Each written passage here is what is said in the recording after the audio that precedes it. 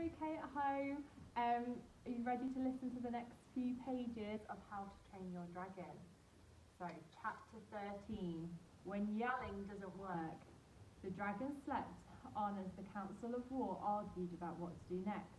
I'm going to write a strongly worded letter to Professor Yobbish, said Stoic the Bast. This book needs a lot more words to tell you what to do if yelling doesn't work, which shows how cross Stoic was.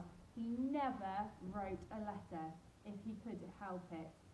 Stoic, in fact, was rather rattled for the first time in his life. This is what comes of not following the law, he thought to himself. If I had banished the boys last night, like I should have done, they would not be here to die with the rest of us. I should have put my trust in Thor. Magadon the meathead had not yet realised the gravity of the situation. He thought it was a question of constructing some sort of megaphone machine to make the yell sound bigger. A gigantic dragon needs a gigantic yell, he said. He already tried that, oh Plankton Brain, said Stoic. Who are you calling Plankton Brain, demanded Magadon. And when they went whisker to whisker like a couple of furious walruses. Hiccup sighed and walked out of the village. He had a feeling the grown-ups weren't going to come with him, any of his friendliest cleaver. To Hiccup's surprise, he was followed not only by Fishlegs, but by all of the novices from both the Hooligan and the Meathead tribes. They stood around Hiccup in a semicircle. So, Hiccup, said Thuggery the Meathead, what are we going to do now then? What do you mean by asking Hiccup? Demanded Snotlout crossly. You're not going to ask the useless to get us out of this mess, are you? He's just single-handedly got us to all fail the final initiation test. We were about to be banished and eaten by cannibals because of him. He can't even control a dragon the size of an earwig. Can you talk to dragons then, Snotlout? Asked Fishlegs.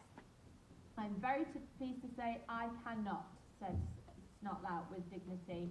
Well, shut up then, said Fishlegs. Snotlout got hold of Fishlegs by the arms and started twisting.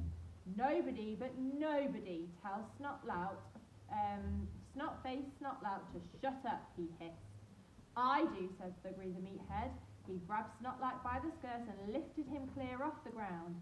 Your dragon got us failed just as much as his. I didn't notice anybody's dragon sitting up and begging like a good boy in the middle of the dragon fight. You shut up or I will tear a limb from your limb and feed you to the gulls, you wrinkle-hearted, seaweed-brained, limpet-eating pig. Snotlout looked into Thuggery's stern little eyes. Snotlout shut up. Thuggery dropped him and wiped his hands on his tunic. Anyway, said Thuggery, my father was on that stupid council of elders. I'm with Hiccup. What kind of a father puts his stupid laws before the life of his sons? And what kind of a stupid test was that anyway? If we all save those stupid people from a real dragon like this one, maybe they will just let us they'll let us into their stupid tribe after all.